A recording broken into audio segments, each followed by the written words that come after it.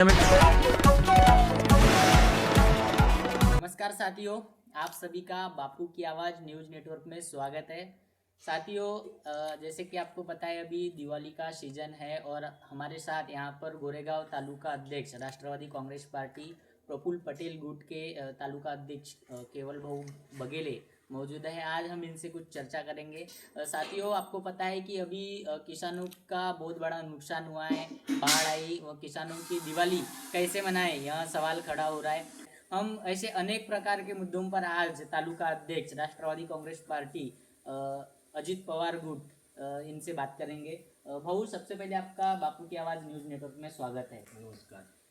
क्या बताएंगे ओबीसी आरक्षण को लेकर, क्या बोलेंगे? जो मराठा समाज है, मराठा समाज को ओबीसी में आरक्षण मिल चुका है और अब ओबीसी समाज आक्रोश हुआ है। आपको पता है कि कुछ दिन पूर्व गोंदिया में और अभी 10 तारीख को नागपुर में भी लाखों की संख्या में ओबीसीओ ने आक्रोश किया था, जो है हमारा आरक्षण सुरक्षित करो करके। और आप भी एक ओबीसी समाज से आते हैं। मैं आपके न्यूज़ चैनल का अभिनंदन करता हूँ, स्वागत करता हूँ।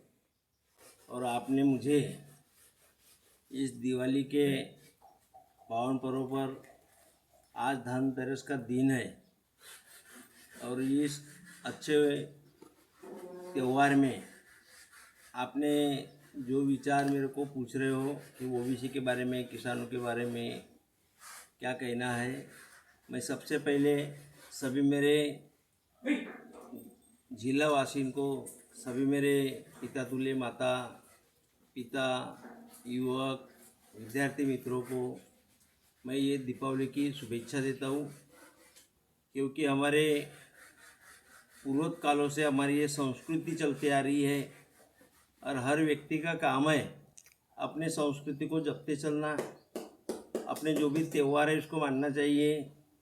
जैसा अभी दीपावली का त्यौहार आ रहा है तो सभी को समझ में, मेरे को भी उतना नॉलेज नहीं है, लेकिन मेरा ऐसा मत है, कोई भी अपन त्यौहार मानते हैं, उत्साह मानते हैं, उसका महत्व सभी को समझ में आना चाहिए। क्योंकि आज आपको बताता हूँ कि ये लक्ष्मी पूजन होने वाली है, गोवर्धन पूजा होने वाला है, आज धनतेरस है। लक्ष्मी पूजा क्यों होती है, ये उत्साह क्यों मानते हैं? मेरा ऐसा, मेरे अनुभव के मान से मैं बताता हूँ कि सभी को ये बात ध्यान में रखना चाहिए कि लक्ष्मी माता की पूजा इसलिए होती है, क्योंकि दुर्गा की क्यों नहीं होती, शारदा की क्यों नहीं होती, आज के दिन लक्ष्मी की क्यों होती है? तो जिस समय समुद्र मंथन हुआ था और उस समुद्र मंथन में लक्ष्मी माता प्रकट हुई थी। अच्छा। और लक्ष्मी माता प्रकट हुई थी और इसलिए एक लक्ष्मी माता का ये लक्ष्मी पूजन के दिन उसकी पूजा होती है, उसको देवी मानते हैं और सबके घर में लक्ष्मी आए, शांति रहे, इसे आशा रहती है। और लक्ष्मी माता का नारायण जी से हार डाल के उसका विवाह भी करवाया गया। ये बात तो ठीक और है। बता रहा हूँ ना, और उसमें भगवान गणेश जी को भी साथ में रखते हैं। अब गणेश जी को भी क्यों रखते हैं, आपने बताए, सभी पर प्रसंग आ रहे, मैं उसका उत्तर आपको बता रहा हूँ कि गणेश जी की पूजा क्यों लक्ष्मी माता के साथ रखते हैं, बाकी की क्यों नहीं रखते। तो गणेश जी है, अब लक्ष्मी माता का तो पुत्र नहीं है, वो तो पार्वती माता का मानस पुत्र है, बरोबर। एक मत। लेकिन फिर भी गणेश जी की क्यों पूजा करते हैं, साथ में क्यों रखते हैं? क्योंकि गणेश जी हैं, इनके कान बड़े रहते हैं। कान इसलिए बड़े हैं कि वो कान से ज़्यादा श्रवण करते हैं, समझ लेते हैं। उनका पेट बड़ा है, वो पेट बड़ा है, वो पेट में सब चीज़ पचा लेते हैं। अच्छा। अब उनका मुंह नहीं दिखता, सोन बड़ी दिखती है, लोगों को समझते ही नहीं क्या है। उनका ऐसा है, गणेश जी का कम बोलो और सब चीज़ सहन करो। वैसा हमारा सबका इस धरती पर हम जन्म लिए हैं, हमारा काम है सबको समझ लेना चाहिए, सबको लेके चलना चाहिए, शांति के प्रतीक बनना चाहिए, अपने मानव धर्म का कर्तव्य करना चाहिए, अपना संस्कार कायम रखना चाहिए। और इसलिए अपन लक्ष्मी पूजा करते हैं, गणेश जी को मानते हैं। अभी आपको भी देखे होंगे, गणेश जी का पूरा सोन से मुंह ढका हुआ है।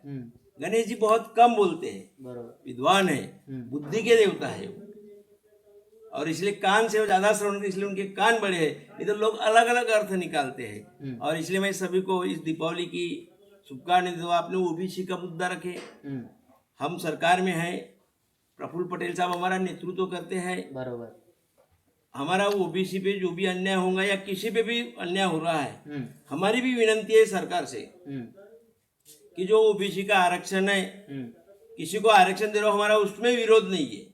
जैसा आदिवासी समाज का आरक्षण किसी दूसरे समाज को दे रहे हैं, उसमें भी हमारा विरोध नहीं है। कि हमारा कहना है कि हमारा आरक्षण कायम होना, आप अपना आरक्षण अपना संसद में अपने आगे रखो, विचार रखो। बाबा साहब का जो संविधान है उसके नियम में कह दो भी, उसको पढ़ाई करो और आप उनको अलग से आरक्षण दो। हम किसी को आरक्षण क्यों दे रहे हैं उसके विरोध में नहीं है, लेकिन हमारे आरक्षण को न छेड़ती हुई सरकार ने काम करना चाहिए। और हमको यदि ऐसा सरकार, यदि हमारी भी सरकार यदि करेंगी तो हम उसमें हम अपने ओबीसी के साथ रहेंगे। हमारे जिस पर अन्याय होता है, आदिवासी होंगे, गोंड समाज होगा, हल्बी समाज, इन पर अन्याय होता है, हम उनके साथ रहेंगे। उसके बाद आपने किसानों का मुद्दा रखे। मैं ये पूछना चाहूँगा, जैसे कि आपने कहा कि अभी आप राष्ट्रवादी कांग्रेस के तालुका अध्यक्ष हैं, आपका नेतृत्व प्रफुल्ल पटेल साहब करते हैं। जो प्रफुल्ल पटेल साहब है वो इंटरनेशनल लेवल के नेता है, वो कोई छोटे नेता नहीं है। तो कहीं ना कहीं हैदराबाद गैजेट लागू करके ओबीसी में मराठाओं को आरक्षण मिला है। तो क्या इस पर प्रफुल्ल पटेल साहब ने ओबीसी के हित में कुछ बोले? क्या आपकी इस संबंध में कुछ अपने वरिष्ठों के साथ चर्चा हुई है? अभी आपकी पार्टी भी सरकार में है और आपके पार्टी की सत्ता है।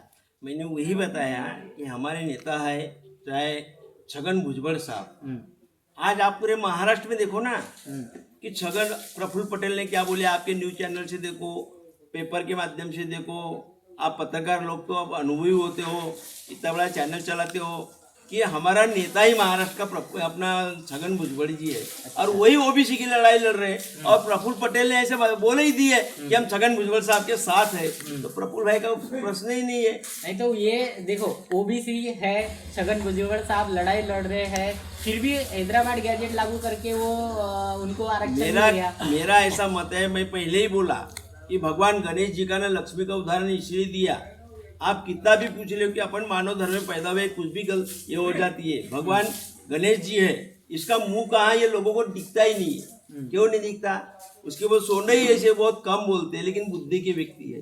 वैसा हमारे नेता लोग कम बोलते हैं, काम अच्छा करते हैं। जो भी कुछ यदि कोई पूर्व नियोजन में पूरे पुरानी भी सरकार है, उससे भी कई गलती होंगी, उसको दुरुस्ती कैसे करना, उसको लाइन में कैसा लाना, न्याय कैसा देना, इसके लिए समय लगता है। अभी जैसा आपने किसानों के बारे में पूछे कि किसानों का हमारे तालुका में तो अतिवृष्टि में नुकसान नहीं हुआ, अतिवृष्टि में नहीं हुआ, लेकिन हमारा कोई रोग है, कुछ है, ये तो कैसा है, रोग वगैरह होते रहता है। और हमारी सरकार ऐसी है, मैं भी किसान हूँ, ये पहली सरकार है कि सम्मान निधि दे रही है महाराष्ट्र के गवर्नमेंट, केंद्र की सरकार। कई लोग बोलते हैं ऐसा हो गया, डीजल का रेट बढ़ गया, तो भैया हमारे धान का भी रेट बढ़ा हुआ है। पहले डीजल का रेट कम था, खत का रेट कम था, तो हमारे धान के रेट कम थे। कैसा है जमाना, कोई भी हाथ से खाओ तो मुंह में जाता है। अब जो लोग विपक्ष में है वो कुछ भी बोलते हैं, लेकिन हमारी सरकार किसानों को अच्छा हमी भाव दे रही है, गांव गांव में धान खरीदने के लिए केंद्र खोल दी है। किसानों को तकलीफ में कुछ बहुत छोटी मोटी अड़चन रहती है, किसी को भी आप सरकार बना दो, वो कोई हमारे घर में सब कुछ करके देने वाली नहीं, हमको कुछ ना कुछ करना है और हम कुछ करेंगे ही। तो अपना सभी लोगों ने इस दीपावली के माध्यम से संकल्प लेना चाहिए। अभी आरोप लगाना कम, अभी और जो काम कैसा ज्यादा होता है। राष्ट्रवादी कांग्रेसी जो तुतारी वाला है, शरद पवार साहब का जो गठ है, वो काली दिवाली करके एक आंदोलन किए है उन्होंने, काली दिवाली म्हणून ऐसा कुछ किए है। क्या कहेंगे इसके ऊपर? मैं बोलता हूँ कि शरद पवार साहब आदरणीय हमारे नेता है। अब उनने क्या विचार किए, अभी जैसा जिस प्रकार मैंने इसीलिए आपको शब्द बताया गणेश जी का और लक्ष्मी माता का, अपन दीपावली क्यों मनाते हैं आप उनको पूछो, नहीं बताएंगे। अपन नवरात्र क्यों मानते हैं, ये नहीं बताएंगे। कैसा करते लोग नवरात्र मानते हैं, तो नवरात्र में अच्छा होना चाहिए करके अपन मानते हैं। गणेश भगवान का उत्सव इसलिए मानते हैं कि अच्छा होना चाहिए, लेकिन लोग देवी देवता रखते हैं, इधर देवी देवता रखते हैं ना, उधर जाके मच्छी दारू पीते हैं, बरोबर। विसर्जन करते हैं तो दारू पी के करते हैं। इधर भाषण तो मंच पर अच्छा दे देते हैं, लेकिन दुर्गा नवरात्र में भी मैं बहुत से लोगों को देखा हूँ कि इधर अच्छे भाषण दे देते हैं स्टेज पे जाके, और बाद में बाजू से जाके पांटेले पे अपना पैक मार लेते हैं, खुद तो खुद गलतियां करते हैं। और जो अच्छा करता है उसको आरोप करते हैं। इसलिए मैंने उदाहरण दिया कि भगवान गणेश की पूजा क्यों किया जाता है, हम्म, लक्ष्मी माता की पूजा क्यों करती है, शारदा की लक्ष्मी पूजा के दिन क्यों नहीं होती। लेकिन लक्ष्मी एक देवी है, लक्ष्मी माता एक समुद्र मंथन से उत्पन्न हुई है।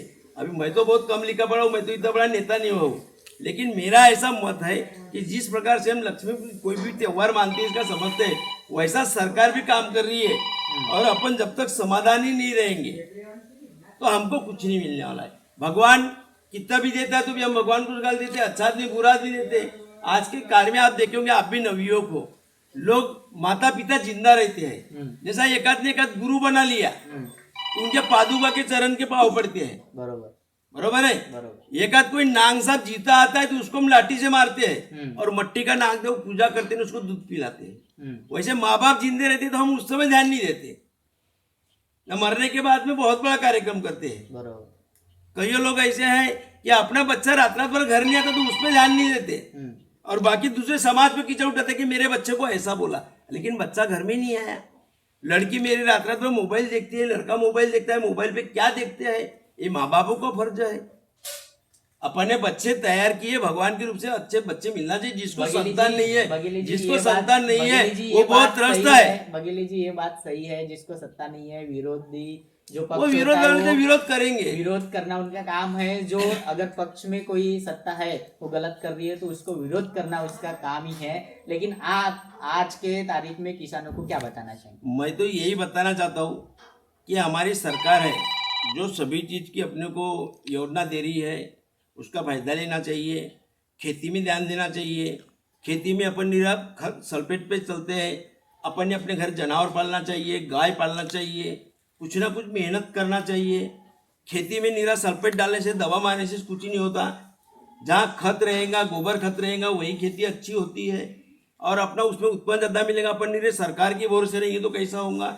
और सरकार से विनंती है, एक मिनट ना, सरकार से विनंती है, हमारी भी विनंती है और गवर्नमेंट ने सरसकाट सभी तलाटियों को सबको आदेश दिए कि जिसका भी यदि किसानों ने का पंचनामा नहीं हुआ होगा तो मैं किसानों को विनंती करता हूँ कि आपका जिसका भी नुकसान हुआ होगा आप खेत में खड़े हो जाओ, फोटो निकाल लो, तलाटी के पास अर्ज करो, गवर्नमेंट को अपन तहसीलदार को भेजेंगे, नहीं होते तो हम प्रफुल्ल भाई के माध्यम से उस पर लड़ाई लड़के उसको न्याय दिलाने का काम करेंगे और सरकार सभी लोगों को मदद कर रही है। अभी जैसा आपने देखेंगे सरकार ने, अभी मेरे बाजू में नारायण जी राउत बैठे हैं, हमारे सरकार ने राजश्री साहू कलाकार उनकी एक समिति बनाई, उसमें तालुका में से राउत जी का नाम है। यानी जो लोग ऐसे जन जागृति करते हैं, फिर बौद्ध धर्म का होगा, कोई भी धर्म का होगा, कोई भजन के माध्यम से, कोई प्रवचन के माध्यम से, कोई कीर्तन के माध्यम से, उनको पैसा गवर्नमेंट दे रही है, उनके कमेटी के सदस्य नियुक्त हुए हैं। हम सरकार का अभिनंदन करते हैं कि हमारे तालुका में से, हमारे गांव में पद उत्पन्न हुआ है। लोगों से विनंती करते हैं कि वो अपने सब अर्ज तैयार करें, फार्म भरे। किसानों को विनंती करते हैं, बच्चों को विनंती करता हूँ कि अच्छी पढ़ाई करो, अपने माँ बापों को मान सम्मान दो, देश की सेवा के लिए काम करो। मैं ये पूछना चाहूंगा, तालुका अध्यक्ष हुआ इस नाते कि अभी आगामी नगर परिषद के चुनाव भी होने वाले हैं। नगर परिषद के चुनाव में गोरेगांव तालुका की क्या स्थिति रहेगी? क्या राष्ट्रवादी कांग्रेस प्रफुल्ल पटेल गुट अपना झंडा लहरा पाएगा? हमारे सरकार ने बहुत अच्छा काम की है। गोरेगांव शहर के अंदर में हम सरकार में नहीं थे, फिर भी प्रफुल्ल पटेल साहब ने गोरेगांव शहर में 2 करोड़ से 5 करोड़ के अंदर के काम मंजूर करके 5 साल में रख दिए है, काम कर चुके हैं। अभी भी 1 करोड़ के काम के वर्क ऑर्डर हो चुके हैं और लोगों को दिखता है, कोई भी पक्ष का नेता हो सभी बोलते हैं ये काम हमसे नहीं होता है, प्रफुल्ल भाई कर सकते हैं।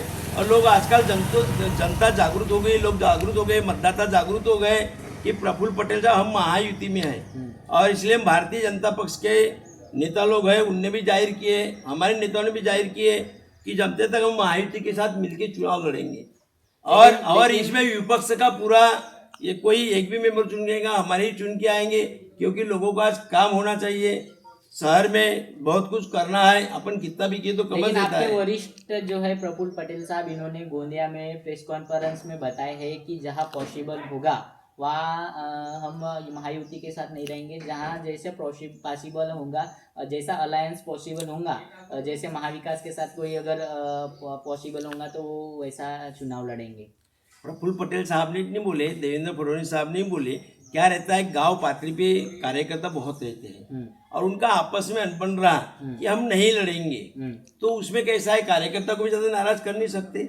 इसलिए अपने महायुति के सभी नेताओं ने बोले हैं कि भाई हम किसी नहीं जमता तो आप अलग अलग लड़ो, लेकिन हमारी महायुति कायम रहेगी। अच्छा। ऐसा है, क्योंकि आजकल कैसा होता है, आमदार का चुनाव ये सब लिमिटेड रहता है, छोटे चुनाव में कार्यकर्ता ज्यादा रहते हैं, उनकी इच्छा प्रकट रहती है और किसी को नाराज करना अच्छा नहीं है। इसलिए अपना अपना अनुभव लेके अपन सब कुछ कर लेते हैं।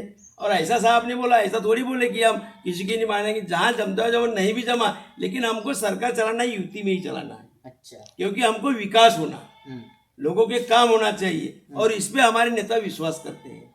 और ये आप लोगों को सभी को मालूम है कि आज प्रफुल्ल पटेल साहब ने जैसा विमानतल बनवाए, आज नागपुर में विमानतल में बाबा साहब का नाम दिए, जो भी ट्रेन नहीं चालू थी वो ट्रेन चालू करने का काम वो करते हैं।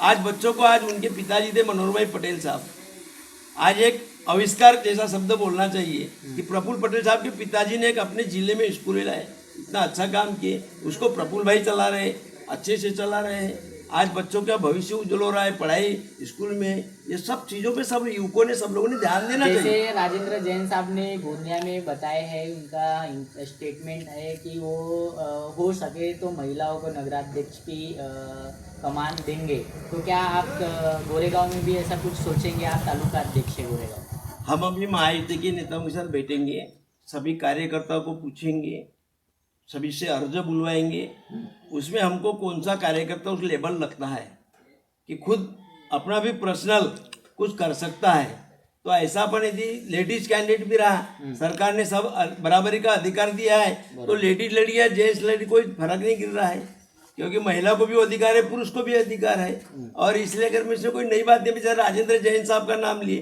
राजेंद्र जैन साहब ने विपक्षी लोग बोलते थे उनको बैंक में नहीं जाने देंगे, 13 साल उनने काम किए। आज देखे होंगे किसानों की बैंक है, आज कई लोगों ने भी सत्ता अच्छे अच्छे लोगों ने चलाए, लेकिन जैन साहब ने इतने मुसीबत में बैंक चलाए, कोरोना का काल था, बैंक के लिए प्रॉपर्टी खरीदी, इतनी अच्छी इमारत बनाए, अच्छा कार्य किए करके आज लोगों ने फिर से उनको अध्यक्ष बनाए, अच्छा कार्य करने। और राजेंद्र जैन साहब तो हमारे मार्गदर्शक और विद्वान लोग हैं, और ऐसे विद्वान लोगों के साथ रह के सब लोगों ने मिलकर रहना चाहिए, ऐसा मेरा मत है। और इसलिए मैं आपको ये दीपावली के उपलक्ष्य में सभी से अभिनंदन करता हूँ और सभी का स्वागत करता हूँ, सबको शुभेच्छा देता हूँ कि आपने प्रफुल्ल पटेल साहब है, इनका मन जीतने के लिए उनके सहयोग करना चाहिए, साथ देना चाहिए। जैसा प्रफुल्ल पटेल साहब कभी भी किसी के पक्ष का विरोध नहीं किए। जब आपको ध्यान में होगा कि प्रफुल्ल पटेल साहब कांग्रेस के भी थे, कांग्रेस के भी साथ थे, कांग्रेस वाले बोले तो कांग्रेस का भी उतने किया, कांग्रेस को भी सहयोग किए। आज कांग्रेस में खुद के नेताओं की एक भी नहीं पड़ती, उन्हें बोले हम कैसा कर लेंगे, विकास करना है, चलो इधर साथ दो। क्या होता है, पक्ष ही एक पहचान के लिए होता है, सब बाकी जी इसमें जाओ कि विकास करना है तो सब नेता एक हो जाते हैं, और इसलिए प्रफुल्ल पटेल साहब विकास के साथ में। साथियों, यहाँ थे केवल राम बघेले जो कि गोरेगांव तालुका अध्यक्ष है, इनसे हमने चर्चा की है, जैसे आपने देखा।